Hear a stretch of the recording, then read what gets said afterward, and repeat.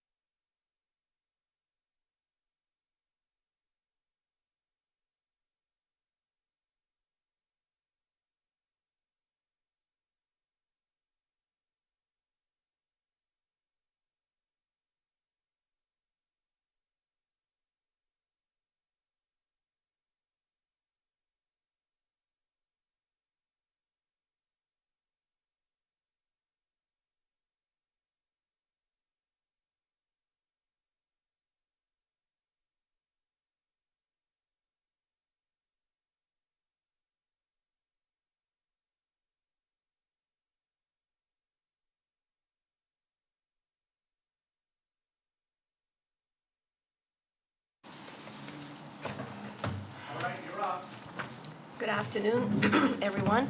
I would like to call the steering committee's village parcel master plan meeting to order.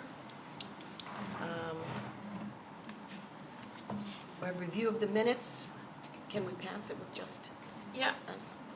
this is the July 23rd meeting. Okay, would you like to accept the minutes? So moved. I have one amendment. Okay. It shows me as having been present, but I wasn't. Okay. How did we miss that? Indicates. Might cover my tracks if I have to cover anything. Yeah, right, exactly. Really? Do we have a second?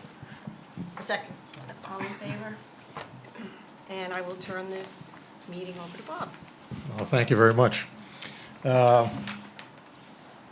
last time we were here, we kind of gave you an overview of where we are in terms of next steps. And what I'd like to do today is we've taken the handout that you just received, basically goes over some of the data that was done in the visioning session. And Warren, could you go to the first option one, please? Yep. That one right there. Oh, the next one, I'm sorry. That's.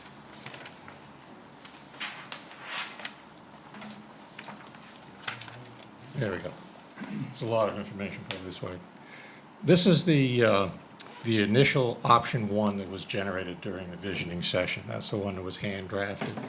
And what we've done is to try and go back, and we've actually started drafting that into the CAD format so we can actually start getting a handle on, you know, the road alignment, rough road alignment, and some of the lot configurations, and then just kind of fine tune it, looking at the underlying existing conditions and tweaking things where we've had to. So this is just the next step in the progression of actually coming up with what your master plan. Bob, that would be our last page. Is that correct? Of course, I didn't make a copy for myself. It's the one, it should say option one, It says Concept one. concept three. concept one, yep, Concept one. concept one. It has a little bit of color on it. Yeah. Okay. And then the next option one that I'm gonna go to is that same plan, but starting to draft it in hard form. Thank you. Okay.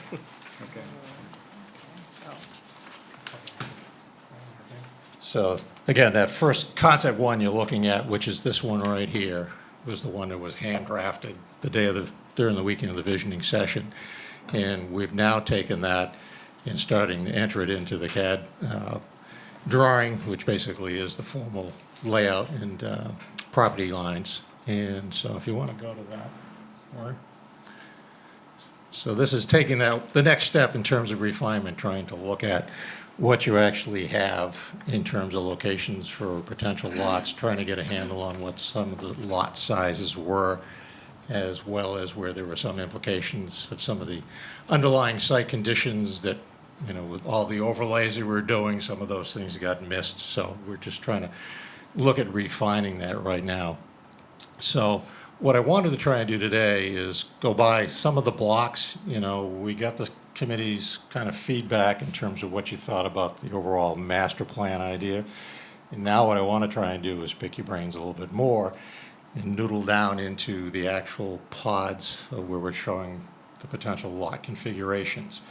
And they're not traditional in terms of a subdivision. These are looking at, again, trying to come up with a village context. So the way these lots are laid out, they're a variation of lot sizes similar to what you find in the village area, not necessarily the same square footage, if you will, but that kind of configuration. And to get a little bit better understanding, one, help you folks understand what we're showing, and to get your feedback in terms of how you perceive where we are with this. I mean, as we've gone through all the different meetings and sessions with the stakeholders, you know, we had a number of comments back, but not an awful lot of comments back in terms of lot size, other than really what needs are. And so what we did during the visioning session in terms of looking how you're going to be able to create lots that are affordable. And the word affordable, you know, we've been going through this whole thing. Affordable brings on different connotations to different people. You know, affordable, some people think it's subsidized housing and it's all low income. What we're trying to do is, in creating a village, it's a mixed level of income that can actually live within this type of development in terms of what the land cost is for a lot. Ultimately, the infrastructure costs and everything else become part of that. but looking at the size of lots, and then also creating a neighborhood fabric that is talking about an integration of young families that are just starting out to senior residents of the community who want to downsize, people that work in the community that may only just be a couple that only need a small home. So we're looking at a variation of density and lot sizes with these different pods the way we've laid them out. When we started taking the first plan you were looking at, some of the lots were down around 2,000 square feet, which is a significantly small lot. So we started refining that a little bit. So right now, the smallest lot, we're looking at is around 3,000 square feet, and then upwards of 15,000 square feet, based on the footprint that you're looking in here. And Camoin Associates, they said they're going to start looking at some of the numbers as to how this property, how the development, the demand, and what the cost range would need to be to try and make this a successful endeavor. So, but our first crack is to try and start, as I said, trying to figure out a little more refinement. And then when we start taking the rest of the information together, refining that a little bit more to ultimately arrive at the density that will function on this site and meet what the demand and the requirements are. So Bob, 3,000 square feet seems small to me. So, I am accustomed to a, tenth of an acre in a more urban or village Yep. environment, and so that would be a little more than that. But is 3,000 square feet something that we do have currently? I've only been, in the village I'm still area? in the process of going through assessing Okay. some of the lots. Basically, I've only got, where's it, Lock Street and then Oak over Yeah. here. I've got to that level, and then Church Street, or the one that goes just down below. I've still got to work my way back through the rest of the neighborhoods in the village area to get a better Okay. handle on the lot sizes. So that's one of the level of details we're going through right now to try and get a real good broad mix of what the lot sizes are. But we at least wanted to start some of this discussion to take it the next level up from what you've already seen that we've digested. But to Laurie's point, just to give you kind of a breakdown, if you went to 4 dwelling units per acre, you'd be looking at 10,890 square foot lot, or a 10,000 square foot lot. And if you figure 25% of that lot area for a dwelling, you'd be looking at a 2,700 square foot, potential 2,700 square foot footprint. And these are just generalized planning numbers that we're throwing out. 6 dwelling units per acre, you'd be at 7,200 square feet, and maybe a dwelling unit of 1,800 square feet. If you went to 8 dwelling units per acre, you'd be at 5,400 square feet, and you'd be looking about 1,350 square feet for a unit. 10 dwelling units per acre, you'd be at 4,300 plus square feet in about 1,000 square foot residence. And then if you went to 12 dwelling units per acre, you'd be down around 360 square feet per unit. And that would be about a 900 square foot unit. 3,600 square foot lot size and a 900 square foot footprint. So that's just some broad numbers we're starting to play with as we start looking at what the density comes out at. So, but part of the first question I guess I'd ask from the committee is, we've talked about this in terms of integrating various lot sizes that will ultimately equate to different types of family groups that move into this area. What are your feelings in terms of the lot size generation and then a mix of lots falling, in the case here, these are probably looking at somewhere around 10,000 square foot lots. These are getting down to the 3,000 to 5,000 square foot lots, some of the smaller ones. So it really does become a mix, which means you're going to have a mix of housing types and sizes of houses, which you find in the village area anyway. So I'm just trying to get, as I said, some sort of feedback from you folks in terms of what your perception is. When I lived in Metro Mike, Detroit, make sure you use your microphone. Oh, yeah. When I lived in, Jen and I lived in Metro Detroit, Michigan for almost, I think it was almost 6 years. And we lived on the outskirts, so all the lots were basically 60 by 80, so it'd be 4,800 square feet. And the neighborhoods were sort of built around, there was some bigger, some smaller, but Right. basically 60 by 80.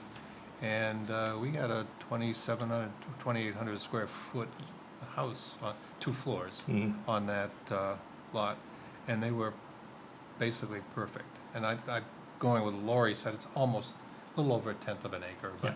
but it's, seemed to me to be a really nice size.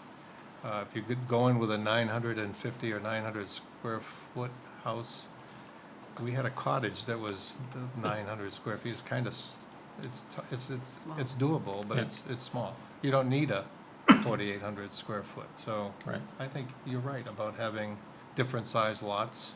I think that's,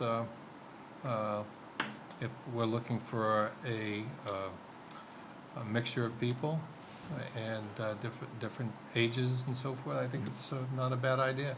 Okay. That's going to require zoning changes. Obviously. however. Yeah. Yeah, But that's yeah. still part of this coming Yeah, down the line. Yeah, so. yeah. But having that information helps us kind of start looking Yeah. at making But, yeah, recommendations. I think that's what you got to do. Bob, you pointed, excuse me, you pointed to the top up there and said, did you say that there, within that cul-de-sac sort of, or that group, there are different size lots? Yeah. So, I mean, these are This area. probably closer to the 10,000. Some of these may be a little bit larger here, but the smaller ones, you're looking at probably 3,000 to 5,000 square feet. These are definitely probably down towards the 3,000 square foot level out in here. So, Where are the areas that we are limited?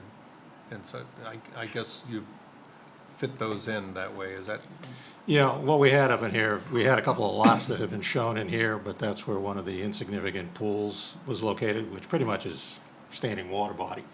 That I think you may have seen when we walked that site years ago. So we had to pull that out.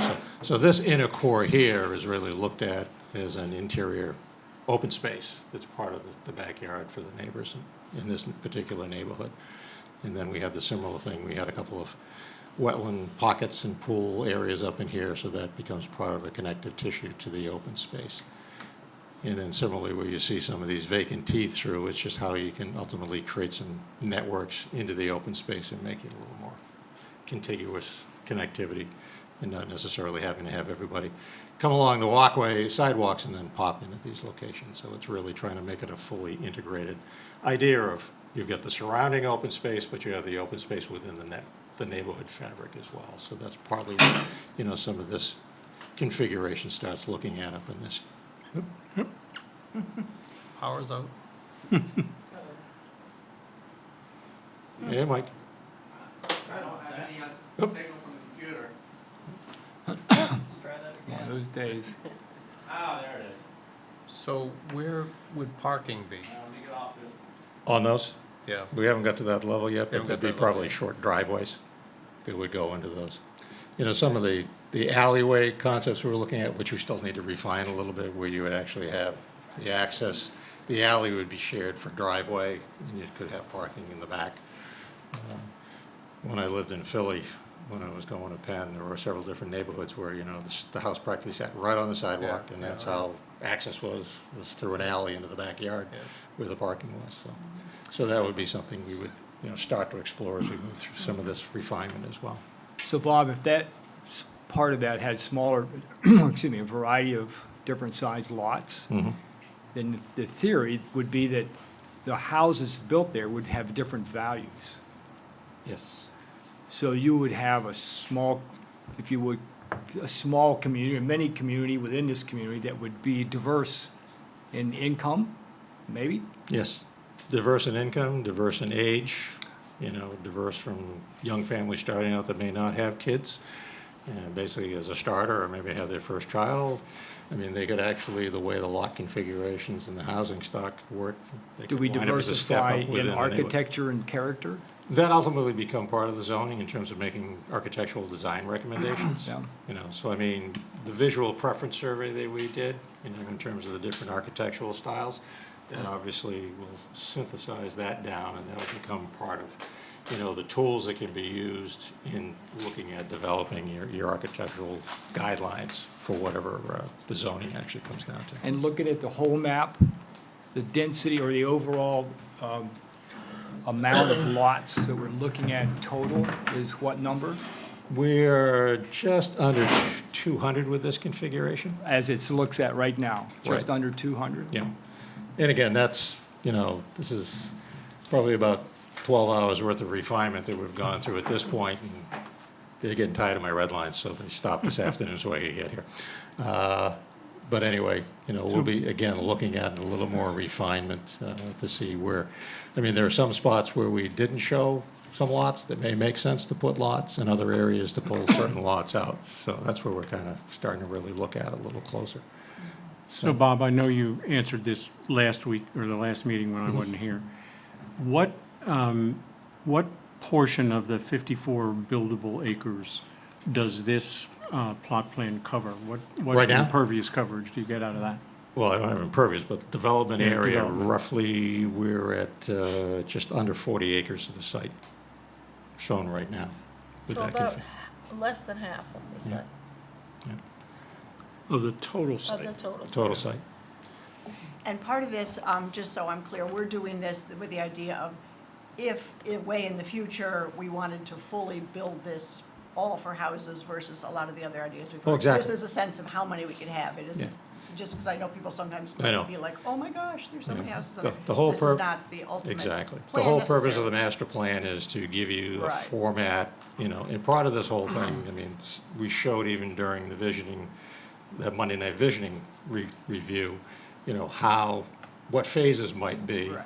and what If area. someday in the future, Exactly. we decided we needed all this land primarily for houses, this is a sense of how many could fit and what the lots could look like. So basically, Yeah, the master plan is based on what today's perceived needs are. And then putting that in a plan, and then the series of plans, breaking it down in terms of potential phases, Yeah. identifying areas, I mean, town hall, a new town hall, one of the things we looked at is a possibility of a town hall being located in this corner, which is really closer to North Street. One side is the power line easement on it, so you're really, in terms of its impact within the neighborhood fabric itself, it has this green space protected, which is along the stream corridor, it has the power lines in here, so it really isn't truly up against residential properties, so that, it has the ability to serve the area, and that's part of what we need to talk with Laurie and Werner, with the architects that have been giving you some sort of square foot assessments, that we can look at what a building footprint may require and then associated parking, so we can look at that a little closer detail for you as to whether something, this area here is just almost 3 acres, I think it was, in size, that we may be able to see what would fit into that program, if that program would fit that area. Not worried about cancer from EMS.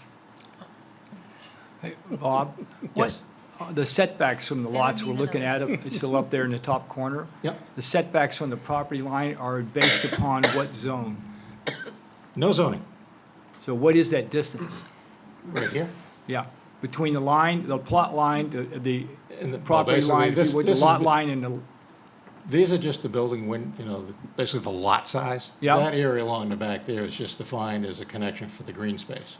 They have that connectivity along that back. It provides a little additional buffer along that property line as well. but the space in other words, the space between the actual lot, the distance between the back of the lot and the actual plot line is what distance, do you think?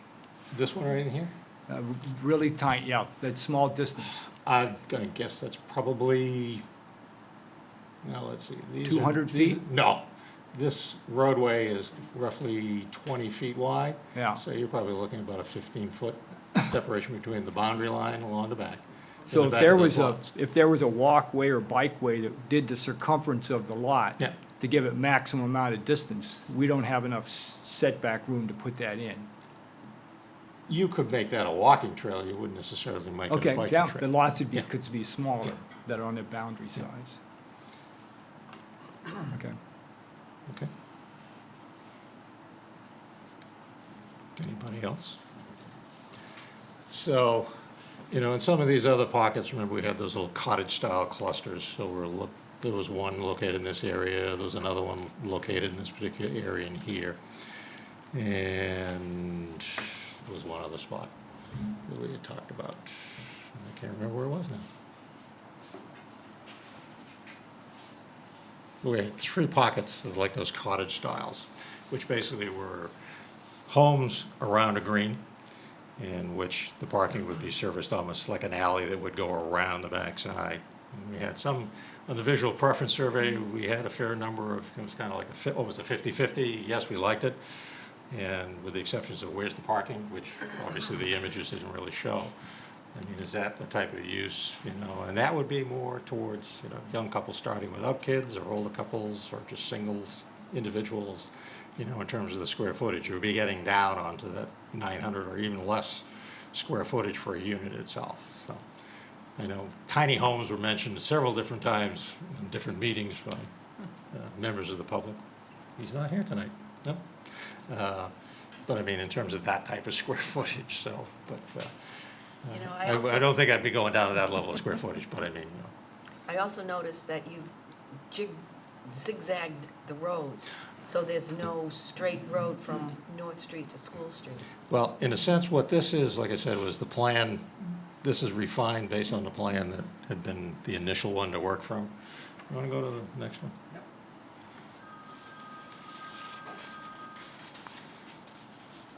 So this was taking that first generation of the plan and trying to smooth it out a little bit to show how the network of roads would work. It still was designed in such a fashion that there was no real true connectivity in the sense of a through roadway. Throughway. You'd have to be making turns. So that plan that we've just been looking at would start to look more like this in terms of conformity and not really a real rigid line. So, but that plan is really more to give you an idea in terms of the pockets of where the different types of housing development could occur. Can you go back to that line again? Yep. Thank you. You kind of could see the clusters though on Yeah. that plan. You can, so, and on this one, what I wanted to do was update. We actually started looking at the open space areas for the adjacent subdivisions, so we could get a better handle. So this, okay, there we go. So this portion is the open space as part of Shawmut Woods. And then for Wallace Woods, they've got the biggest portion of their green space, open space, that's along the back edge here, along the property, and this is where the CMP easement comes through. And then they have a buffer strip according to the plans that we had received. There's a green strip to run down along that edge of the property line, and that whole area was to be preserved as part of the open space. I haven't gone out to ground truth any of that at this point as to what is in that particular location. But per the subdivision plan, that's where that information had come from. So we're just trying to get a good handle on, you know, what the concerns were down along here and what was required for the subdivision. And then also just to get a good handle on where that green space was in relationship to this site, as well as, you know, as we've obviously looked at potential connectivity, if any connectivity to the McCabe property happened, as well as any connectivity over here. And then the other thing we did show back on here, that's sewer line easement to Foxbury. So we have that actually nailed down on the plan as to where that was from the original plan that had been approved for the subdivision on this site. So. The North Street end, I know we've got a lot of comments on that. That's one we still need to go back and revisit a little bit in terms of responding to some of the comments. We just, you know, it just needs a little more thought process of how that works. I know some of the focus was to really create it as a gateway as you're coming in on North Street, signifying that you're coming into the village. And that's where that one larger building was.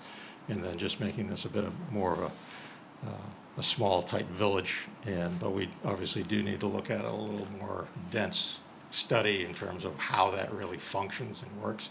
I know the concern when we talked about parking on North Street and then also some parking on the interior. I know a lot of folks thought we were going to propose parking all the way along this road, and all it was intended was the short leg of the roadway coming in is where there would be some potential on-street parking. But again, that's when we still need to go back and, you know, really hone in on a little bit more detail. So. The alleyways that we were talking about with some of these, those, as I said, this is one of the other little cottage areas that we would start looking at how those alleyways start to work. So, but also what we did is we started taking a look at what the total length of road and infrastructure would be. So with this configuration of roadway going all the way out to School Street is about 500 feet shorter than what the cut road that shows through there right now. And then all these secondary roads coming through here total up to about 7,800 linear feet. So we're more than double the total length of roadway based on this particular configuration. have not got into all the numbers yet in terms of what those costs are, so that's another one of the steps. And Chris and I, and Goral Palmer will be working on trying to pull some of that stuff together, but we wanted to get into some of the refinement to get the road network down a little closer to reality before we started putting numbers together for you. And Bob, those roads would all be spec'd out to be town-owned? That becomes part of a discussion of the master plan itself, is which way the town wants to proceed with it. So, part of it is also looking at creating a tighter network of roadways. So the main roadway going through, I think we had at 22 feet, which I think is what was the approved width of the roadway for what was Old Port Village. Which before the widening was done on North Street was actually wider than what the travel way was for North Street at the time we took this thing through the approval process. So, and well, I know, actually I was reading a book that I have that was done in '91, talking about planning and zoning for the state of Maine, and talking about how roadway networks are all been designed primarily to accommodate engineers and public works officials who want to be able to just blow through and take care of snow and everything for that short duration we call winter. Or the that sometimes paving becomes company. longer. Right.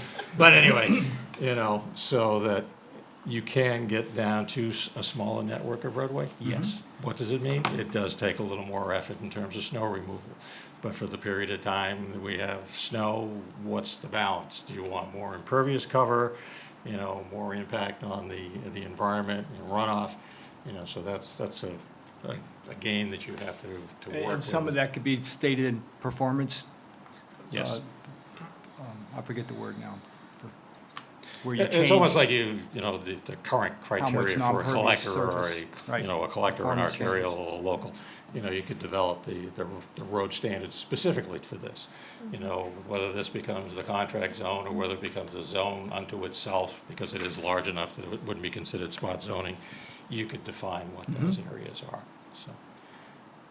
And part of it, we'll be looking at what the pros and cons are between a contract versus actually creating a zone unto itself. So those will be some of the things that will come out as part of our assessment to bring back to the committee and determine which way it gets put into the plan. Okay. If you go back to the greener The drawing. rendered one? The other drawing, Warner, the one that has it's, on ours, I think it's concept 2 full build-out? Is that, yeah. So are there also 200 units represented in this illustration? Actually, in this illustration, there were closer to 220 units. So there's more, And that was just really taking the one you saw before, with the same lots, if you would, variety of lot sizes? yeah. And did you think it stays at around 40 acres of build-out? On this one? Yeah. 40, 40 yeah. plus, I didn't do the area calculations on it. Yeah. Basically with this, when we went through that visioning session, is the first go-around, which we started talking about, was just to try and get an overall layout. And then this one was to try and smooth it out to make it a little Yep. more what ultimately you could have for design, with a little more curvilinear to the roadways, what you're showing where some of the green space could be preserved. So it was more or less, a generation of imagery, as the old proverb goes, a picture's worth 10,000 words.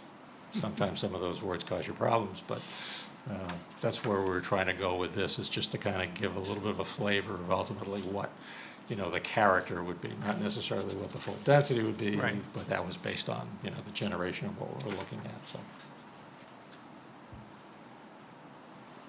What's hard to do is to ask you to forget some of these things, as we're working through, As Connie was saying, the concern of this is what's gonna be built. And part of this whole process is you've got to get the ideas out on the table and work your way through the commentary and everything. And then your final product is what becomes part of your master plan itself. So until you think outside the box, which is what I said when we first started this whole thing, you got to think way outside the box. That's why we said, don't even think about zoning. Forget the fact there's 2 zone designations on here. You've got to be able to figure out what can happen and then work your way into what is a sound, reasonable plan that the town can utilize in the future.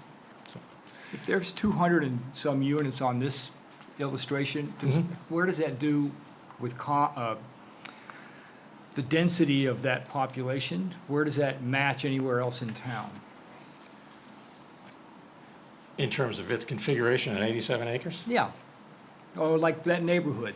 Does Up it in look here? like Foxbury in its density, or is it similar to Bishop's Woods, or is it This one is Wallace probably Woods? Bishop's Woods and Foxbury put together, you know, in terms of this, you know, if you looked at that type of density itself. Because Foxbury with their fourplexes, Yep. you know, and Bishop's Woods are single family. So if you were to take a drive through one of those sort of, you'd get a sense of maybe not? Now, Foxbury, because of the nature of the buildings, Yep. they're elongated, so Right. that's more of a mass than what you would be able to assume for a character. Okay. The character in this neighborhood in here. Right. So, I mean, if you were to look at, now, get on Church Street, Yep. okay? And that street does kind of this curve along here, and some of those lots are a little bit bigger. Yep. Those are just under. Well, there's diversity, like, does that look like Langsford Road without the water, without the, without Yeah. the harbor? Yeah, I'm just trying to make, Yeah. I think it'd be good for people to sort of visualize that by other places in town, to realize that we're not far from the character in other places. yeah. What we can do is go out and take some shots of the various locations within the village area. Langsford Road's a good one, that we can take and be able to bring in to help people understand a little bit more in terms You of. with Google Earth, so you sort of see a comparable view down Yeah. of house Yeah, tops. and the But we layout should- may not be the and same, layout of but streets. Exactly. the Yeah. feel of And that's the what we street. did, one of the Yeah. images we showed, you know, as we started this whole thing, was a Right. Google Earth of the village area. You know, we started off with one of the context maps, which is basically a USGS map that showed blocks of where the houses are, so you could start seeing the density. And then the aerial view showing where the homes actually are located, so that visual is there. But I mean, to Jamie's point of driving through, a picture of actually the street view would be very helpful, you know, to give you kind of an idea, proximity of a house to one another, size of the homes, so we can do that. Like the parking, a driveway, is there a garage? Where, at what point does the square footage of the lot eliminate a garage? Mhm. Yeah, there are a lot of places Yeah. that don't even have garages, though. They have the alley and they have a little space that actually is off to the side on the At alley. what that point, you can in park. the near future, you don't even need a car, so. Because we'll need boats. You got hoverboards. Right. You know my answer on that. Oop, here we go again. You want me to pull up the GIS? We can do Pull that. up the GIS Sure. map so we can show some of that. Yep. What's the one on Wiles District Road, the subdivision, where we did the cluster housing? What's the name of that one? It's on the tip of my tongue, I can't think of it. Where we did the first cluster housing that we did, yeah. Anyway, that's one, what's the name of that, Sheila? The one on Wiles District Road where we did the first cluster housing? Oh, where the farms were. Yeah, where the farms were. But it's called something. Yeah. What's the name? High Point Farm. High High Point Farm, Point. there, thank you. Yeah. There's a good Yeah. place to look at on that cluster, and then Mhm. there's up on the other end, there's another circle Yeah. and a number of houses. And Right. Those are big lots. they're big lots, but I mean, if you want to get an idea of density. Proximity, yeah. Yeah, That's one thing cluster does. I mean, you have the larger land area, but you cluster the lot sizes down. those was- But I'm sure the homes are probably a little bit bigger than what you'd be looking at here, but Here's probably your closest example. You have Magnolia. that's off of School Street. Right.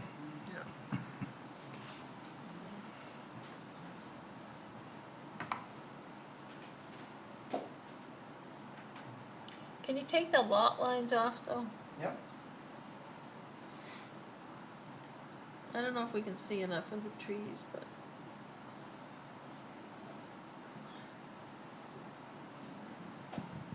No, that's almost harder to see though. Yeah, All right, put them back on.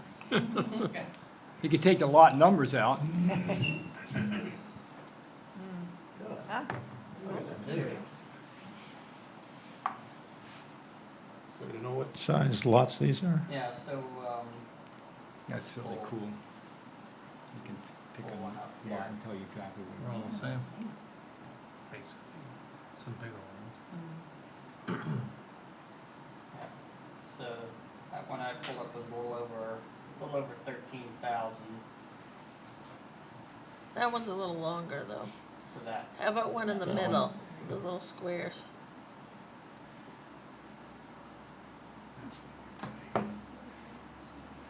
19? No, 30. 10,000.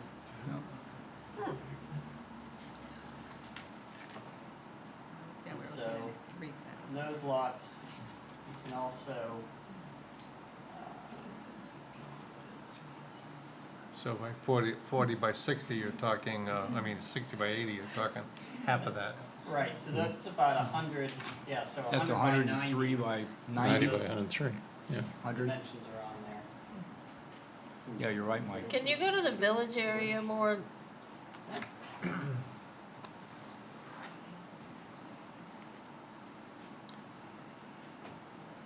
So what do these densities look like? So I mean, here you do have a mix Yeah, of sizes. So So- like the Mhm. biggest one and the smallest one, what do you think? so like along School Street here, you got your smaller lots, and then as you progress back, then you So have right on the corner, Or look off the corner Chestnut. of Main, that's 9,500. 9,500 square feet Yeah. there. And the one directly next door is, yeah, 22,000, so it's about a half It's acre. twice as much. which would make sense, it takes up So a equivalent half two lots acre is there. kind of a big lot Yeah. down there. Right, yeah. What about like this one down in here? You know, you've got these small lots integrated into the neighborhood. The little one, Werner. Yeah, There. one Nope. next door to Town Hall is 4,800 square feet. Okay, so that's an example. Mhm. 60 by 80. So pretty much everything is doable. There's something, Yeah. yeah.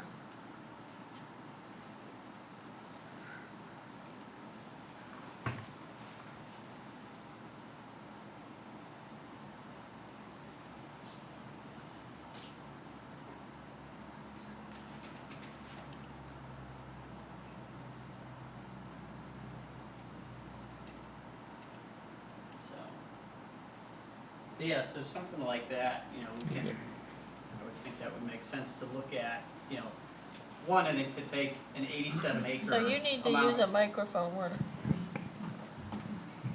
I think what also might be helpful to see is if we took an 87 acre area of land in town and said, all right, how many dwelling units are within this 87, you know, this 87 acres? And that certainly give a visual in terms of, you know, within this 87 acres, there's X number of dwelling units or lots or something of that nature. You know, I mean, if you took, yeah, I mean, if you took that area up on School, right, exactly, kind of took that block there until we had 80, you know, 87 acres, give you a sense of what that might look like.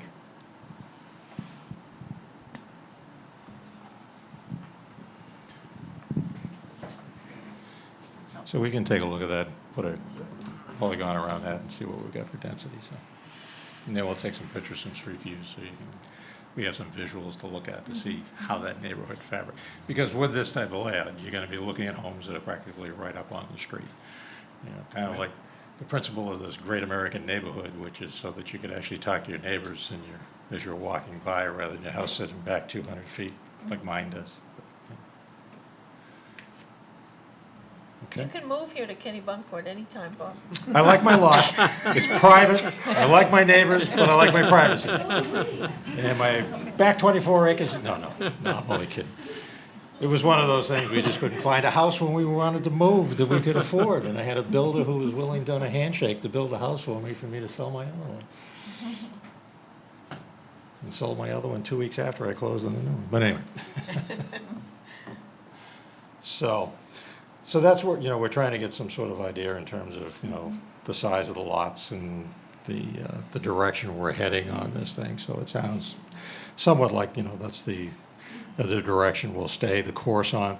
The other thing, when you start looking at some of the other density factors, you know, in terms of like multifamily housing, there were several of the visual preference images where there was like an extended New England style of architecture, but it was actually a 4-apartment house. built on that. So to go to Jamie's point in terms of the architecture, you could start looking at something like that to be able to get the density, where the lot looks bigger, but the actual density is greater than, what you would be actually physically looking at for a similar lot size. So those are some of the things that, as we break out some of those visual assessments, that will also be included as to how this fabric can start to pull together. So, in terms of multifamily housing, I know there's been discussion that's kind of gone on from having, I know Alan had made the point in terms of having not necessarily an assisted living, but that type of situation where you had that type, potential for that type of development in here. And then after that, all of a sudden, there was kind of a waning that really wasn't the direction. And I guess I'm trying to circle back and really kind of get a feel from whether or not that's still, some type of housing that we want to look at in this. And that comes down to the end in terms of like the public-private partnership options that we're studying, as to whether or not that's a feasible type of use. So, I mean, a lot of what we have heard, both from the Housing Trust as well as through this process, and people are concerned about several things, I think.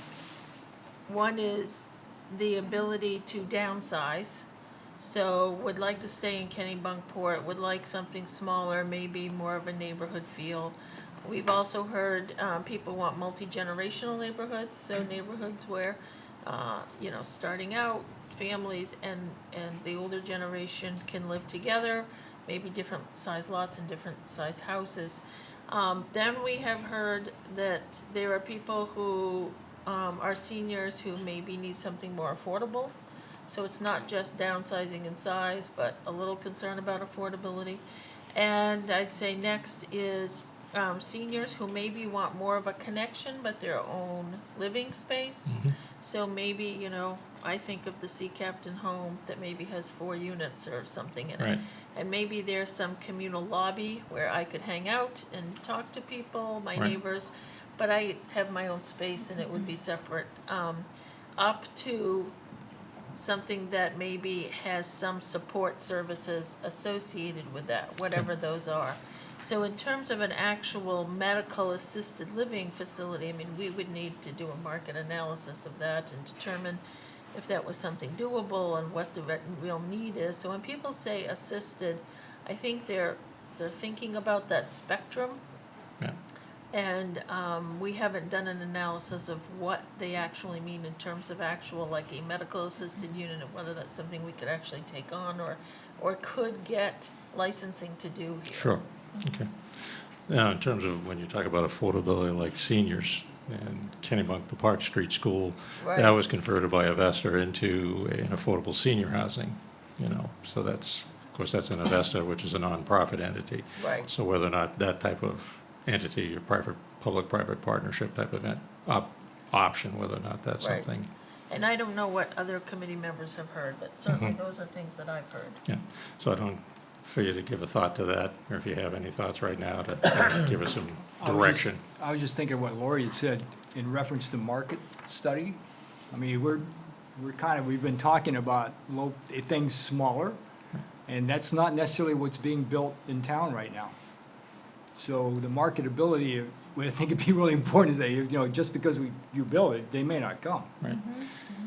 Well, I mean, that's one of the things we can ask Des Moines about, in terms of Yeah. their broader experience in terms of a use like that, how that might integrate. Well, I think The- part of sorry. The biggest part comes down to what land values are right now.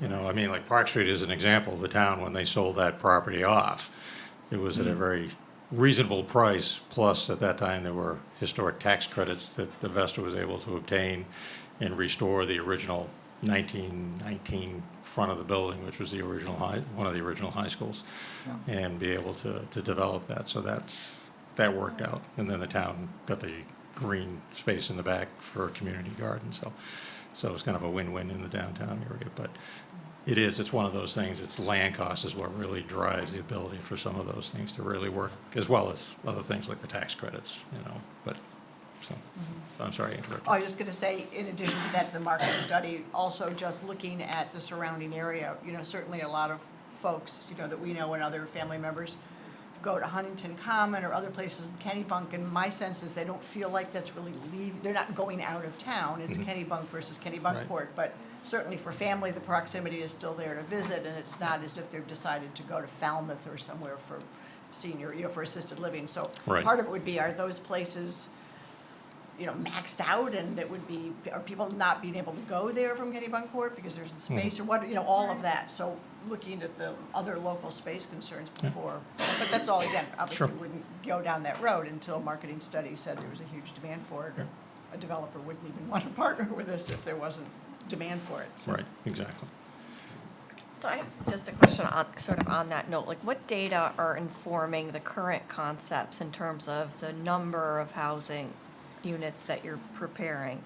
Like what's saying that if we build it, they will come, and which types of if it's single family or? This is part of where Camoins study that they had done, and then looking at this in terms of what the market demand is, to start looking at how these numbers work out in the long run. So this is a future study or something? They're working on it, well, They're they already currently done a working study on it. for the Okay, town. okay. It was completed in 2018? Yeah, the housing study they Right. did was in 2018, but they also are doing an economic analysis on some of these plans currently. Exactly. So they're using, plus other information of towns that they've worked on in southern Maine, so they've got a database that they're gonna be working from, Okay. so.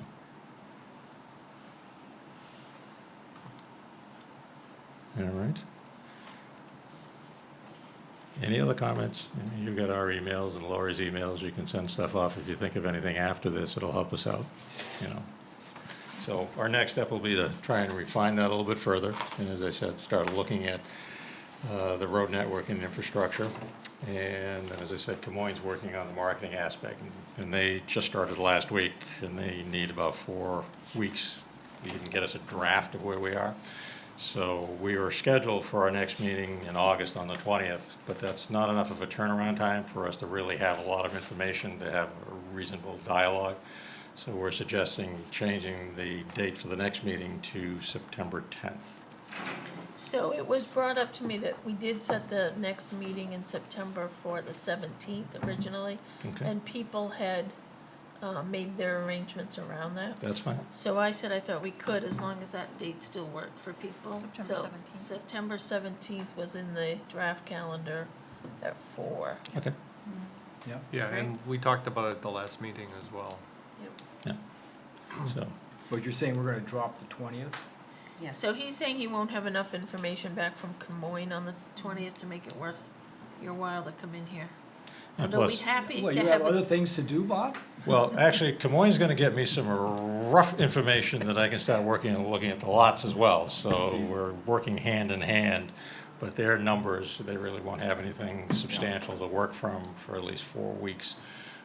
So that way it gives us enough time to play with that information, work through some modifications to come back with another, version of the plan, so we can start refining it a little bit. So does that, the meeting that was scheduled for the 17th was supposed to be the final master plan presentation, but will it now be It'll be what pushed would have out. been in August, and then we'll have that final We'll have master to plan will move get things pushed forward, another Yeah, date? yeah. Got the it. dates will slide out a So we little have bit. another, maybe in October, whenever. I've Got got a it. question mark What for is the October. So we have another meeting to make up. What is the plan? Yeah. What a surprise. Moving stuff forward. All in all, it's been going pretty smooth, I think, so. Yeah, you know, really. Being able to stay on track, but now it's a lot of stuff that has to be done that just takes a little more time. And I don't want to waste the steering committee's time and the public's time if I don't have an awful lot to talk about, Right. But this meeting, we felt as though we really needed to try and hone in a little bit more in terms of configuration, lot sizes, that sort of thing, and the type of uses, so. On your work towards the infrastructure and the build-out of the infrastructure, Mhm. are you gonna show it in phases, sort of, or have you thought about? Well, we've had some initial thought process on the phases. Okay. But once we have numbers, we can start looking at that. Obviously, as we've said, everything has to come off of North Street. Yep. So it's a question of what that cost projection is based on what may happen, in terms of the type of development, and just how far you go in with those services. But if you look at the way, let's just say you come off North Street with this layout, Mm-hmm. and you're eventually gonna build up in the top corner we were just talking about, Oh, yeah. And those houses in the middle are already done, so all the trucks and all the construction has to go through that neighborhood to get there. That's the logistics. So, It has to be looked at in terms of phasing, so. you know, I mean, I'm not sure that's I the mean, neighbor. you know, if you want to equate it as an analogy, you're doing School Street. Yeah. You put School Street in, which is the spine Well, I'm just saying, here, it's got And then you have. 2 ways in and 2 ways out, Right. and there may be reasons to use both. Mhm. Well, the issue comes down to, in terms of phasing, timing, and like this, we Sure. said, you don't know how quickly things are gonna start and what the ultimate build-out may be, and when that'll occur. Right. You know, in terms of lifespans of roads, I mean, the road would have to be constructed to meet, you know, your town standards. That, you know, that main spine going through would probably have to be built to the same similar standards that North Street's built at. Yeah. You know, so in terms of handling heavy trucks during construction, it wouldn't be much different than School Street and building that subdivision that Werner just showed us. Correct. Okay, so being able to truck Yep. in off of that, so that's probably not part of what we're looking at as far as the master plan, but it is a good point. So. Yeah. Bob, what's the Belt Buckle Streets Road? Oh, that was looking at a potential one of the cottage type of development, and again, that was just really penciled in, and then if you go to the next slide, it was really looking at doing something Oh, I see. like that in there, so. As I said, that first sketch was really just starting to do some rough layouts and roadway, trying to address some of the traffic flow type of things, and this one starts to make it a little more sinuous roadway network that still provides that intersection where you've got to stop, turn, that type of thing, so it isn't a Are we complete still looking at traffic. ways to slow traffic through there?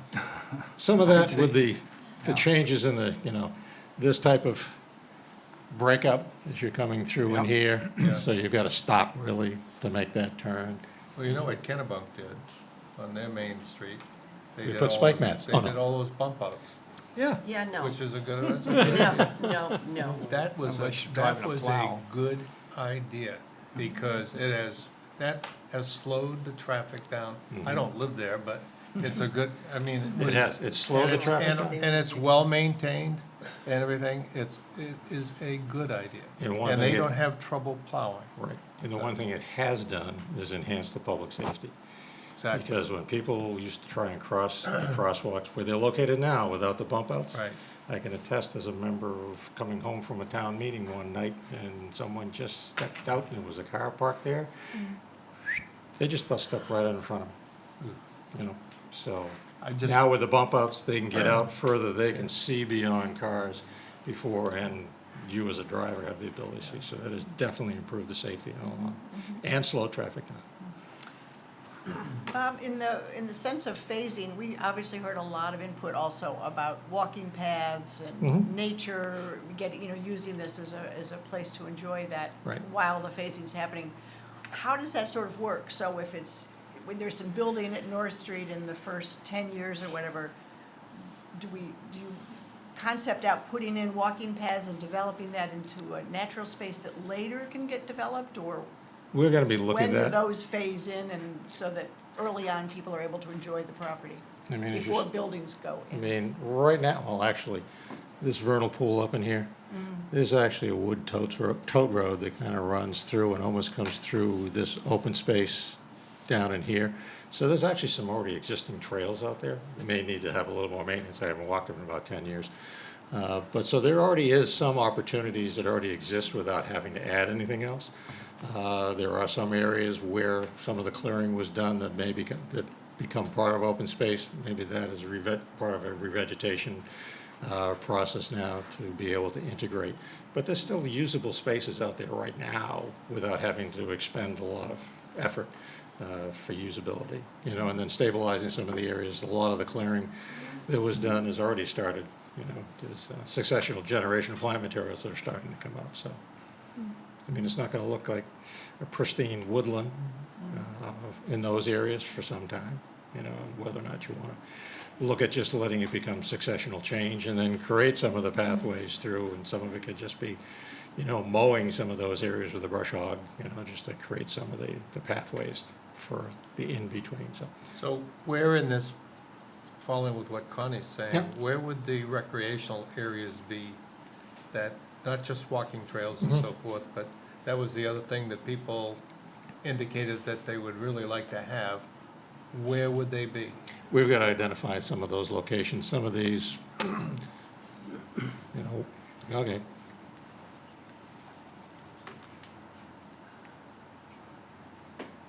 Some of these green pockets that were left in some of these areas, they would be considered for creating some of the actual usable spaces for recreational opportunity. It also becomes the extent of what you're looking at, whether you're just looking at small playground type elements, improvements, or like a para-fitness trail that could go in along some of the trails that go through the site. It really hasn't been really very well defined in terms of what we've seen for feedback in terms of the extent and size of what some of these recreational uses may be. Well, the biggest one was pickleball, and that was put down in that location in there, and then municipal pool in Well, that location. maybe that's a place where the committee could give some feedback. Sure. Because certainly we've seen from A to Z in Yeah. terms of people's idea of what recreation means. So there've been, especially on that visual preference with the wood piling, the wood timbers where kids are playing on it. Natural play areas. And so people have said, this would be nice, but playgrounds don't belong here, and I've seen some negative comments about the idea of playgrounds. I've seen people say trails and walking paths. On the other end of the extreme, we've heard people talk about, to me, very infrastructure-related things, like a pool or a splash pad, so you've got open trails, nature, to very infrastructure-heavy things. And so where on that continuum do you guys see recreation or I would just speak up and say that if you don't put the trails in early, you'll never get them. You'll never get them. Yeah. And you Yeah. need And to if, build around by them. the time the lots start being developed, there'll be backseat to the That's trails. exactly right. And you want trails to follow natural terrain. Right. And not necessarily be underwater during the rainy Yeah. part, or, there's a huge potential, I think, to honor all of this, but, as always, but I do believe that setting a precedence for how you want the lay of the land to be for if you're on a mountain bike, or you're just walking, Right. or you got a kid, or you don't have a kid, or you have your dog, that's really paramount to get it down early. Yeah. Wouldn't that be something that we would want to see immediately? Yeah. The first thing that gets done on the property is to make it friendly for people to go and do all of that Well, and lay out we've the been trails. saying that, and I think that that'd be appropriate, yeah. And I think it would help to mitigate the number of houses Yes. that are, people are talking about, because, it's one thing to say 200 houses, but over time. Yeah. But, if you could put some kind of a trail infrastructure or recreation infrastructure in, that could reduce that number. Because you're exactly right. If you don't put those trails in first, they're not gonna go in. They're not gonna go in. That's would be my suggestion, is that we don't fall into a trap where we think we gotta have 225 houses in there eventually. Right. And use it as a town area where we can we can do what people have Become said they passive, want to do. it can become passive and active all in one. Exactly. Yeah, Yeah, that's if we're one of going the to talk things- about it as a town resource, we ought to make it one right away. In terms of some of the comments about educational opportunities, while we have the setbacks from the streams in here, that's a setback for doing any structures. There are wetlands associated with that, but there are other opportunities to create trails in and around those streams and crossings, so it becomes educational opportunities. So there's a lot of opportunity out here for Yes. creating, and then there is some existing trail network in it that already sets up a little bit of a fabric to work from, so. No, it's not Can I just permanently. jump in on that too? I completely agree with the trails. I think we should get them down immediately, and that anecdotally at least has been the strongest data as far as I've heard, that people want those biking, hiking, walking, whatever kind of trails you want to call them. I think also one of the things I picked up on at the last meeting, or the big community meeting, was that if we're really truly looking for a property that will bring communities together, bring generations together, especially if we're looking at that type of housing, and also support future needs, we should be looking at some of the eco-educational opportunities, not only the wetlands, but community gardening, the bee and butterfly gardens that was brought up at the last meeting, things like that will purposely bring people together That's why on the the property. education Yeah. and the community gardens, you know, basically taking that whole stretch coming in. Oh, is that what that along is? School Oh, great. Street. Yeah. Sorry, I missed that Yeah. when I came in. I don't think I said it Yay. today. You did say it before. Okay, score. Thank you. Yeah. Good. Okay. Great. So, let's see, make sure I haven't missed, let me shut that off now that it's permanently on. There we go. So again, with the market assessment, Kamoya's going to be working on that, and we'll be working on some of the infrastructure costs to give an idea on that. And then with the update in terms of layout, we'll look at some more refinement of the trails. I mean, we have already shown some of the trail network on this visual so that we can actually pull that together a little bit more. And then show that over the plan of where the clearing actually already exists on site, so we can start getting an idea in terms of what restoration may be required in order to make some of these things work. Okay? Wonderful. Yes. And so Laura, our next, I'm sorry, go ahead. I was going to say, we ready for comments? I'm just going to ask, so our next meeting would be September 17th. Correct. Yes. And that's a steering committee meeting, and so we'll reschedule some other time, and we'll wait till then to figure out when, depending on how far along we are. Do we need to ask you for permission to walk the property in between now No, and then, or anytime? no. You guys can I've been there. certainly walk the property. No, I've been there. I just want to check, that's all. Well, I know they hunt out there. you know. Don't get injured while you're out there, but you can walk. Don't put any stakes in the ground. Don't set traps. You can walk. Thanks. You could even run it if you wanted to, Jamie. Could, still. Probably not. Where's the golf course going? There's some nice decoys out there. Yes. Are they still there? Yeah. I know we scared off the poor kid who was turkey hunting that day. Do you want to open it? Yep. So do we have a mic for the public?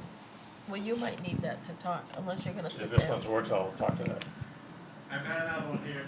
There we go. I'll try to this one if I Okay. don't send the chair out the window. Where do you want me? Over there? Or? Yeah. Hi, Paul Hogan out of Goose Rocks. I missed the last meeting, so I apologize if I missed like a vote on density. But when we had that reveal session, those of us who were there over the weekend, 3 images were put up, the most dense, next dense, and least dense. And this one, to my way of hearing and seeing, drew a lot of gasps. And yet I hear tonight, so I missed the last meeting, maybe you took a vote that we really wanted to maximize density? Because I hear Bob saying, since this is the direction we're going in, and that, without, if that's the committee's recommendation, God bless you. But that's not certainly what I think the town would support, and what people were saying. And, a master plan for a site like this wouldn't, at least to my way of thinking, have developed trails that would disappear in 5 years. You'd have a good master plan that would integrate all of the needs that people agreed on. And yet, I hear this sort of direction towards 200. We've gone down from 220 to 200, but this is an incredibly dense. And when people say, I just want trails and wildflowers and butterflies, and no one's seen the impact of the first $10 million on your, on your taxes, and the cost to develop that, what would the impact be versus the impact of having 25 houses or 100 houses. We need to see that. We need to understand that before people can make an informed opinion. But everything that I heard, and maybe I'm listening with, ears that are pointed one way, but if you look at the community study that was done this year, and from the meetings, and from what even you said, Sheila, at a meeting, you were at the next table, was I voted for this to keep the space open. Yep. So I'm just feel like this is being steered by, I don't know who, toward one outcome. Yeah. This, to me, is basically, this is what the potential of this property, what we can do. It's not written in stone, and one of the comments Laurie made to me this afternoon, which then made a lot of sense, is it's a way of dividing up, or at least utilizing the 87 acres. This is our potential. So in other words, if we want a town office on this property, we're not going to put it in the middle of the 87 acres, so that later on, if we do want to do housing, all of a sudden now we're going around the town offices. So it gives us a sort of a potential of where would the best place for the town office be? Where would the best place for housing be? What is the best way to maneuver the streets so that we don't have a super highway going through the 87 acres? So it's a potential for us to look at. And that's basically what I'm seeing. 87, this will not be developed really soon. It gives us an idea of what we can or shouldn't do. That's how I'm looking at it. But Laura, you're the expert and worder, but that's the master plan. If you adopt a master plan, I don't know if it gets voted on by whom, that would be the master plan. And so if this comes out as your master plan, then you've precluded, you may leave, it may take 25 years to get to this in terms of absorption rate, but that's your master plan. As opposed to saying there are other uses. So I can look at you.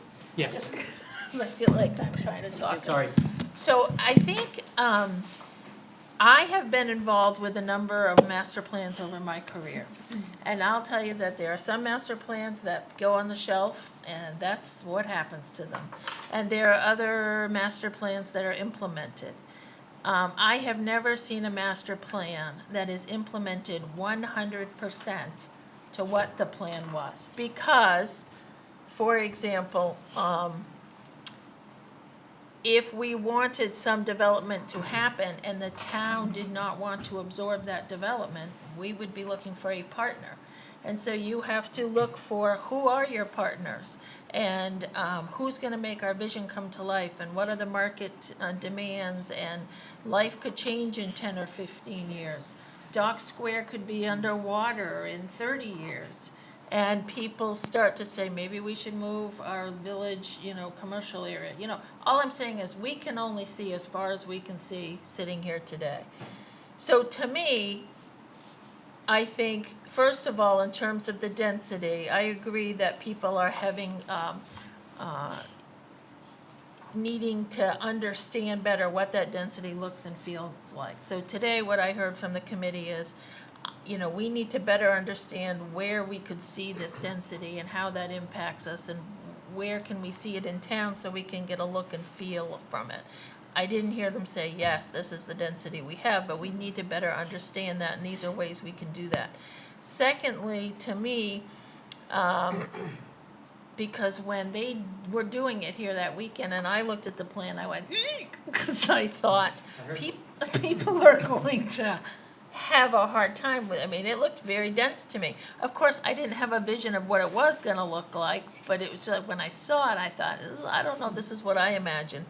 But one of the planners at the consultant said to me, well, this is a way that the community could make changes. So like if we go to the second phase, let's call it, there, and you see those blocks don't all have to be filled out with houses. Some of those blocks could be combined and kept green, or could hold another need for the community in the future. So to me, the community needs to develop, and I was calling it a skeleton, so that we don't waste resources. One of the big issues is going to be, and I think the committee is trying to judge, how much more cost or how much less cost do we want to have in the future. So if the town owns this and we do want to see this development, water infrastructure and road, that's a lot of infrastructure costs. Does the community expect to get any of the $10 million back? Well, then you're looking at a lot more private development and partnerships to get some of that money back. Are you willing to say, okay, the $10 million is our investment in order to control the future, and, but we want to be very careful and methodical about future partners, but you're gonna need some density in order to pay for that infrastructure cost and to not burden future generations with the maintenance of an infrastructure cost. So I think we do have to be smart about that, but at the same time, do it in a methodical way so that we don't waste opportunities and resources in the future. And that's hard to see when you're sitting here in 2019 and you're trying to look, 30, 40, 50 years into the future. So the trail systems, those are good questions. How can we use the property now? What kind of cost does that incur? What kind of maintenance? And it doesn't mean that this density is gonna be here. I think the committee is trying to absorb that, but that's for the committee to say. So I missed the last meeting, so I didn't see all the concepts. When I walked in today and saw that, and what really bothers me, I think, about it is we're not really master planning. We're not saying this area of the property in the future may serve as housing or may serve as recreation space or whatever. Instead, we have a bunch of little boxes that look like houses. And that concerns me. I don't want to see us being driven toward something that says we're going to have little boxes all over the place. I don't understand why we're not saying this area of the property lends itself to X. Purely recreation, municipal uses, housing. I know everybody's against any kind of commercial use, but I don't know how that's going to work out in the future. But why aren't we talking about pieces of the property and how that's used as opposed to looking at what's the housing density in this particular piece? Yeah, I agree. I think that's really important. I think, in looking at, as we show these at future meetings particularly, and you all are doing your drafts out, like, until you said that was a municipal pool later on, I didn't even know what, because all the talk was about driveways and houses and how many, lot sizes. So I'm just thinking one gigantic subdivision. And that's really off-putting to the community for very good reasons. So, and doesn't comport with what we heard at all of the meetings. So, I'm thinking there's a community pool, but that wasn't even mentioned. And so, in any way that this is concepted out for future presentations, and as you all are working on it, less focus on specific houses and driveways and where the cars are gonna be parked, and this is where potentially a natatorium could go, and if you wanted cross-country skiing paths, you started to say later, but, that all needs to be part of the plan, and it's only sounding like the plan was how many houses could we potentially pack onto this property, and if there's room left over, maybe you can walk on it. That's a little scary. So I just want to say that you guys need to speak up and say this stuff, because what I'm taking away from meetings is when he's presenting, people are going, No, nobody's done that. Well, Nobody's done that. nobody said Nobody's I've asked about no. data No. at every meeting, I Right, just wanna put right. that out there, Yeah. I'm still waiting on it. So, I mean, I think where we got to this point with the consultants, and Bob can speak to it, is, and I'm not saying this is a good plan, I'm just saying, I don't wanna end up to the end of this and have people say, well, that's not what I wanted. This is the time to say that. Well, So I think when we heard through the visioning process and through the, the public sessions, people said, no commercial, no commercial. Although some people said, well, neighborhood, something small, like a coffee shop or something, but no tourist commercial. And so they kept saying, residential, village, nature trails. And I think that's why we ended up here. And you could, the community pool was an idea they threw in because they heard that, and I think there's a splash pad in there because they Yep. heard that. So I mean, we can go over this in more detail, or we can do whatever you need for you to get the information. But I don't want you to feel like we're headed down this path and that's just the avenue we're going down. See, I was focusing on concept one, full build out with no houses, just that. Yep. Because if you go, and to what Connie is saying, you've got areas already defined, that they don't have to be house lots. Exactly. You know, they can be areas for this or that or whatever. They don't have to be, some of them will be house lots, but they don't all have to be house lots. Because there's a number of areas already, you know, the road idea is a good idea, because you want a lot of these things probably surrounded by, you know, the green space, because you're gonna need some parking, you're gonna need, et cetera. So I just think that, we need, as I said earlier, we need to develop something that mitigates the number of houses that are going to be built there. I've never signed on to 225 houses, and I just think that we can do better, that's all. I mean, I would argue for just taking all these little boxes off, you know, just, Well, But I think the point that Yeah. was tried, or that they tried to make, is if you drive in from North Street, that little area that looks like a sideways D, okay? That doesn't have to be that. This is just Yeah. a rendition of, Exactly. gee, this kind of And looks nice. that's the way we have to look at it. And that's the way we have to look at it. And then if you go up where the swimming pool is, there doesn't have to be a swimming pool. That could be where the butterflies are. yeah. You know, so each of these little units, the point is that we're, with this plan, is trying to utilize as much of the space as we can Exactly. without, say, interrupting, geez, I wish we didn't put this building here, because it would have been better here, kind of thing. That's how I'm looking at it. You know, to Lori's Same here. point, if we were to say today, this is the master plan, we approve it, I can guarantee you it would never come to life. But It's nobody never, has said. never would there be those little houses No. and, you know. But nobody has said this is a master plan, and Bob said, you know, it's not, we've all said, it's up to us to come up with Yeah. some kind of a plan. Potential. This is not a master plan, this is a concept, I think okay? my sense is the generation, confusion. I mean, we had, as I said, you think outside the box, you know, the issues that we heard Right. when we gave our proposal was how do you address the needs of the community? One of the concerns was the school population. 25 homes of affordable is You're not. a little Whoop, far from the mic, just so you know. I thought I had it in my hand. You wanna pass this? Lori had me trained with it. Is it on? Yeah, I turned it off. So, basically, you know, when the RFP went out, was to look at how this property could be developed, to look at the needs for housing that's affordable, for future needs for the town.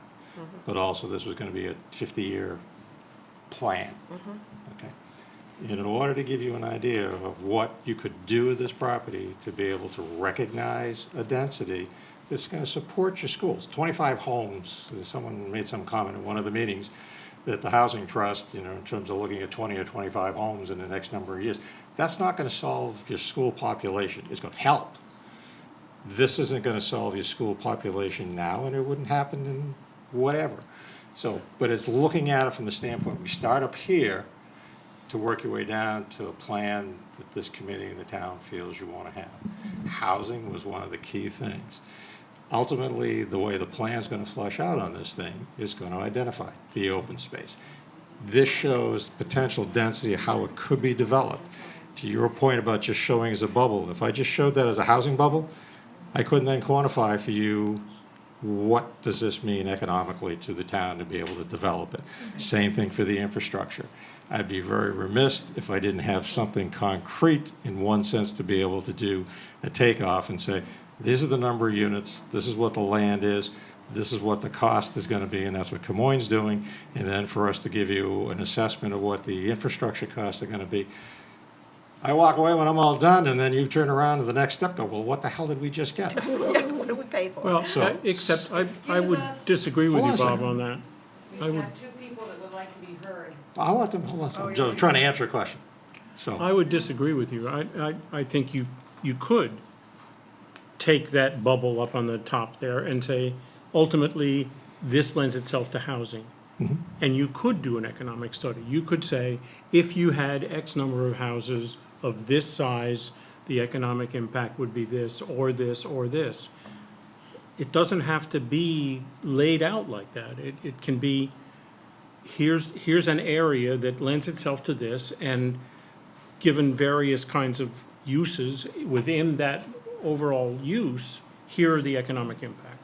I think we're also, what I'm hearing is we're sort of all saying the same thing. We're all on the same page. It's more about messaging. So, it's more, as you say, if there's a space and the whole concept of, this potentially could be this, but when you say potential, but people only see plats that have lots and house pictures on them, that word potential is tough to Yep. square with that. So potentially, this is where building needs to go, which is what you all have been doing. It's great. It can't go where the wetlands are. It would have to be here. It would have to be there. What would that mean for roads? And but when it's this specific, I think it's gonna, we'll start to hear some. So, I mean, it's a messaging more than Sure. anything that needs to be changed. I mean, the All of ultimate this master work is- plan could wind up being a bubble diagram. Right, and if But there's a community for us center, to it get you more the bubble likely- diagram and give you some real concrete information Yeah. to work from in the next step, Need to see it, yeah. not going through this Right, exercise doesn't really, in my professional opinion, doesn't give you what you need, or I feel that you would get to be able to take your next steps.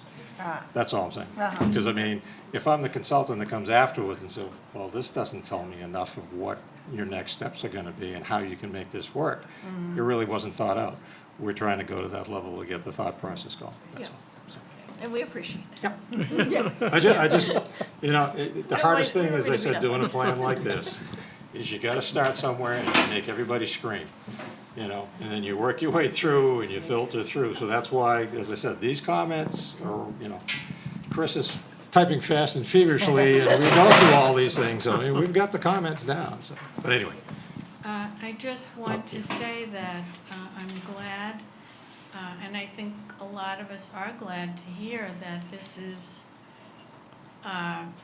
new information for us, that some of the people on this board are reconsidering the density and are finally hearing what the people had said they wanted in that initial meeting where we developed the plans and all. I think the majority of people do want the open space. They do not want this density. And if you're going to develop all these houses to support a school, is that what you really want? That's taking the community, this out of what the people who live here really want out of their community. And also, I lost my train of thought. Okay, I'll see to the next question.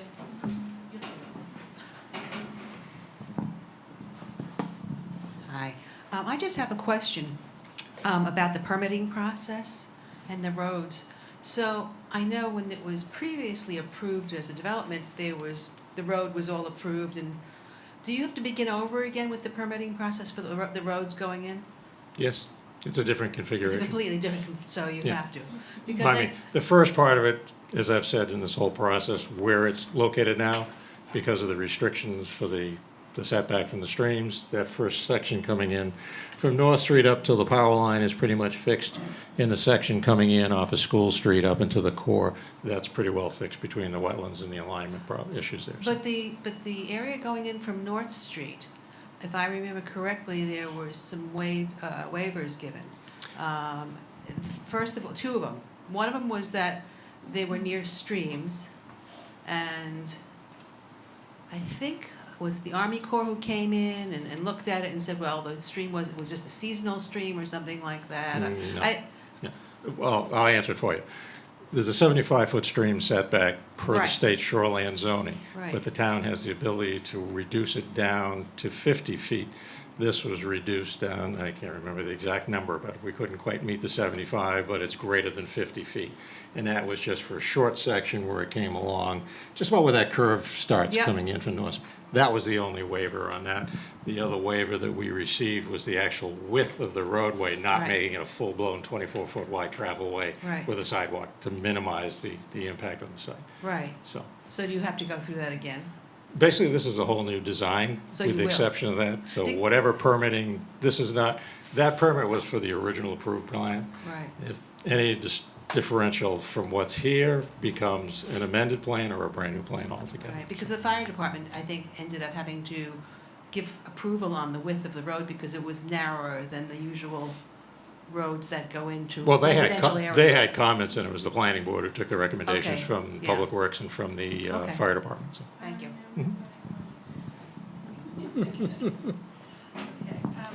In my opinion, you're trying to solve all the problems of the community in one small parcel.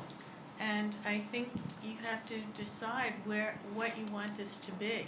It can't be something that's going to help everyone or benefit everyone. It's too small an area. So I think the first thing you have to do is really consider what the majority of residents want it to be. And I think they expressed that at that first meeting. And I don't hear that. I hadn't heard that before at the meetings except for today, when I hear some of you saying we don't want all this density. And so I just think you have to really decide what you want it to be. It cannot be solve all the problems of the port.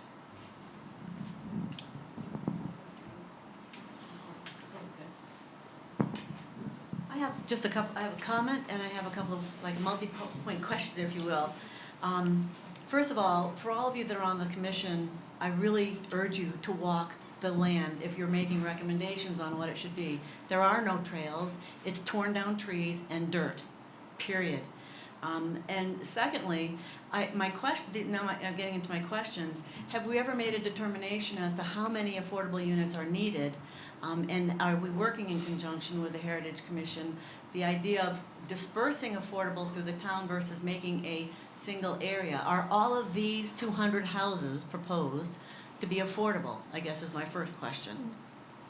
And then tied to that is, are these deed or income restricted by federal laws where it would go into your deed, where it would follow, you cannot make more money than X to afford this house, and if it were to be sold, the person to buy it must also meet those qualifications, because there needs to be some protection so that it doesn't become another vacation land.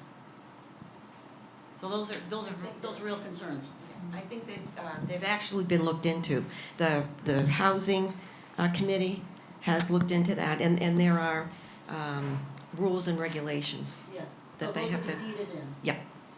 But do we know how many we really need? I mean, if the Heritage Commission is working on clusters around town to be put in, and we've got 220 possible units here, have we ever determined that we need 220 units? It's like, I don't buy into the, if you build it, they will come.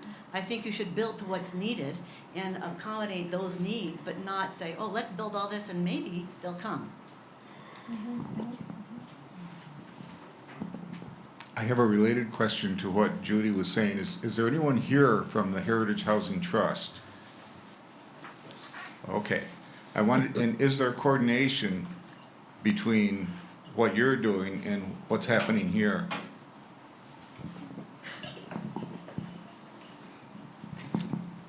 Very quickly, we planned the Heritage Housing Trust for the last 2 years. This was never on the horizon.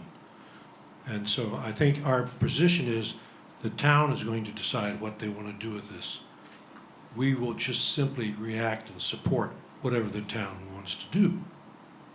So we don't have a need for X in this plan. It's But I what think the town thing wants. is, the housing trust could be a partner, Well, that's the point. but it would be up to the town whether to invite the housing trust to be a partner. Yeah, exactly. It kind of negates what she said. It kind of negates what you're doing. No. I have a question for Verna. What's the square footage required in the village zone right now? How many square feet?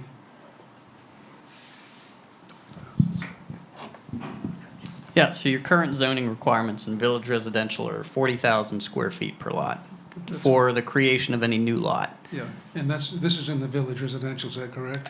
It's split. So the front portion in front of the CMP easement is in village residential, and on the other side of the CMP easement is the free enterprise zone, which has a 40,000 minimum lot size requirement or density when you're dealing with single family homes.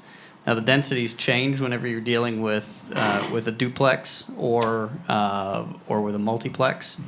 So for example, on the village residential side, both village residential and free enterprise, that density goes from 40,000 to 20,000 per unit whenever you go to a duplex. And then off the top of my head, I can't quote to you what the multiplex specs are, but I think you have a minimum 60,000 square foot lot size, but I think you're at 4 units, in So that if this regard. proposal goes through, if it should happen, it's going to be a tremendous change in the square footage per lot. I mean, you're talking about 6,000, 8,000, 4,000, 3,000 square feet per lot. Well, I think one of the things that you have to look at is so zoning was created in town in the early 70s. Yeah, I'm well aware of that. And so I think it's important to, whenever you look at, the historical development of the town, it's important to look at, what you had here historically before zoning was enacted, and then also look at, what you've seen in terms of development after zoning was enacted. I think it's important to kind of see what the historic build out of the town has been and how that's evolved. So can you put that in context of square feet, convert that to acreage? Sure, yeah, so 20,000 square feet is about a half acre. 40,000 square feet is what people typically call a builder's acre. So an actual acre is 43,560 in terms of square footage. So if you're going down to 3,000, that's pretty small. So, but also to give kind of a visual example, I mean, Wallace Woods, just as an example, is a cluster subdivision. So the actual lot sizes in Wallace Woods are, probably more akin to, there's some that are larger, but we have, there's lots in there that are at the 20,000 square foot size and such. But that's offset in open space. So the density so Wallace Woods as an example, the density, is kind of set at a certain number because they offset that land in open space, but the actual lots are significantly smaller.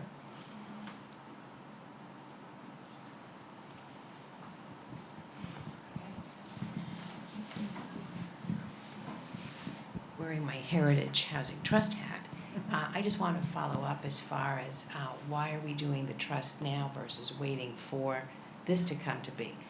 Beside the fact that when I joined as a board member, that was never, I never even knew that this was a possibility, and it still isn't a possibility because it is an idea. It is not an actual plan.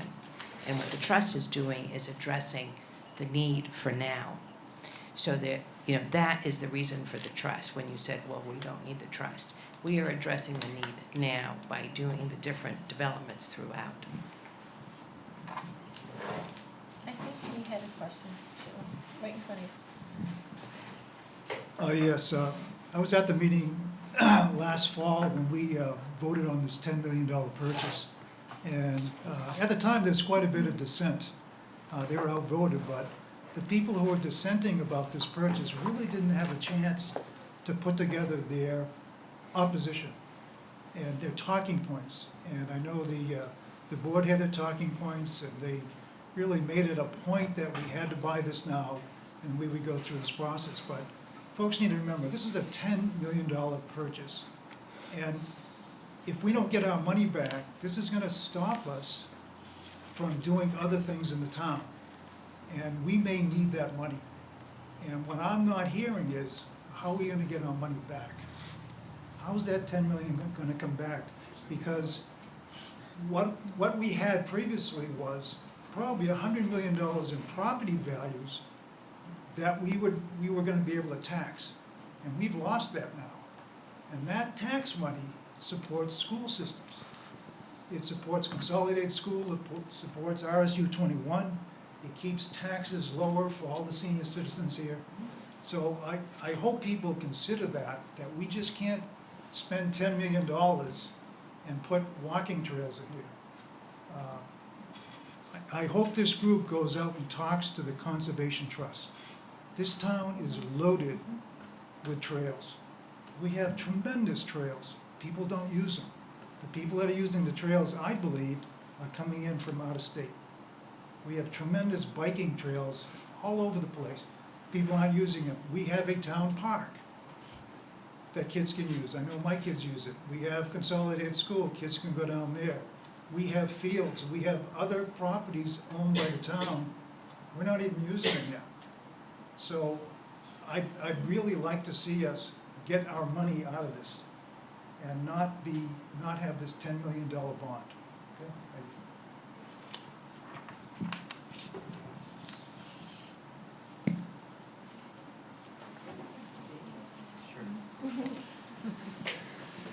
Can't come to a meeting and not say anything. Just a couple thoughts. First of all, I thoroughly support what Jamie and Mike have said about planning the trails and the recreational facilities and things as a first step before you start laying out property lots and things like that. Because if you don't, good chance that it will never get done, or what does get done is a compromise on it. Werner had made this, relative to property density or lot density, Werner made the suggestion of looking at comparable 87 or 85 acre plots. First of all, there's only 54 acres here, I think, that's developable, so maybe look at 54 acres. And if you're going to do that, I would suggest you look at the property surrounding this particular property, because that's the neighborhood that you're building this in. Don't look at downtown Dock Square area where you have a lot of small lots and things. Look at North Street, look at West Street, look at Oak Street, look at what's going on out North Street, look at Wallace Woods, and look at Foxbury Woods to see what the property density is. The third thing is relative to kids going to school. It would be great to get some more kids in consolidated school. But remember, consolidated school is part of a regional school unit. It's not our town school only.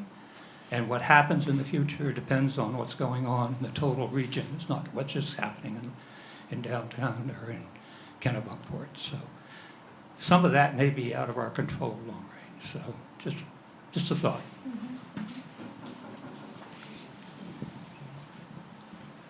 I think Beverly.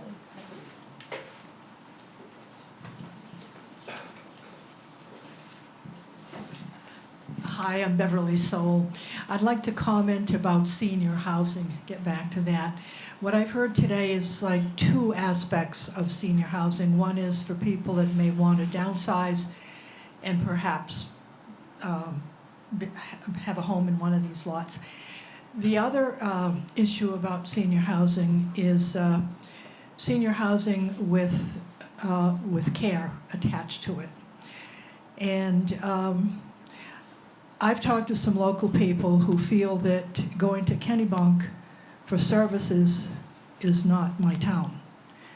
And I'm not sure that Huntington Common or Atria is even affordable for some people in this town. There hasn't been much discussion about it, but there is a possibility of creating a nonprofit for that kind of care, for senior housing and assisted living connected. It would take a lot of fundraising. It's a big project to even think about it. But there is a model in Portland, 75 State Street, which has been there over 100 years. That is a nonprofit that does both various levels, various sizes of apartments, as well as assisted living. And I'm hearing that this is something we want in this town too. Whether it's doable in such a small town, I don't know. And to expect one of these big companies to want to come into town and do something or create something probably won't happen. They're working on the bottom line, not on what's affordable for us. So to be affordable, in my mind, would mean a big endeavor, and it would take some time to do and some real dedication. We are a town that can do substantial fundraising when we want to. We just showed that with the library. We've done it on a smaller scale with a little schoolhouse on North Street. And of course, the Land Trust is our biggest fundraiser. If we wanted to fundraise for something to really serve our local seniors, we could do it.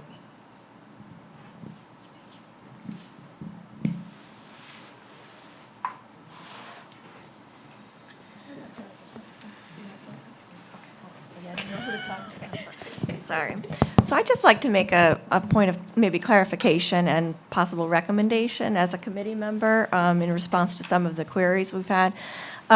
So as you all know, I've joined because my property borders this property that we're discussing, so I have a very personal interest. And as some of you who are at the trail walk know, one of my first comments when I saw your original map was, so you're going to pave my backyard.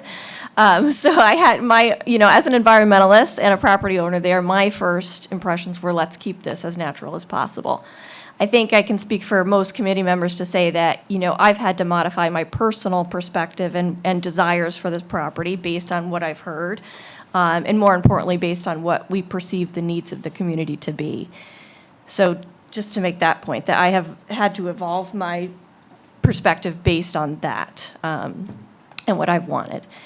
What concerns me about what we're looking at and what I think we may want to be really careful in moving forward as we present to the community, speaking about message, is that we have largely driven this by anecdotal commentary at our different meetings. I know there's been a lot of structure around that, and I've appreciated that. I've enjoyed how we're collecting feedback and how you're using it. I think you're doing a fabulous job of that, and the consultants have been very open to various ideas. But I think we really need to see what the data says we need now and into the future in order to present this to the community in a way that will allow us to see beyond what our own wishes for the property may be, because I think we're all a little guilty of being blinded by that at times. And I would like to see this be something that is really for the future as much as it is now. So I hope that's clear, but I'm sorry I mentioned data at every meeting, but I think that's really, really key to making a plan that the community can accept and understand why we're moving forward with it. This is all very helpful. So we're going to meet again on September 17th? September 17th. Here, 4 o'clock. Here, 4 o'clock. Is there anything else the committee needs before then? Or for then? Move to adjourn. So moved. Second. All in favor? Thank you, everyone. Thank you, everyone, for coming. And thanks for your input. I would like to get if we get some preliminary data before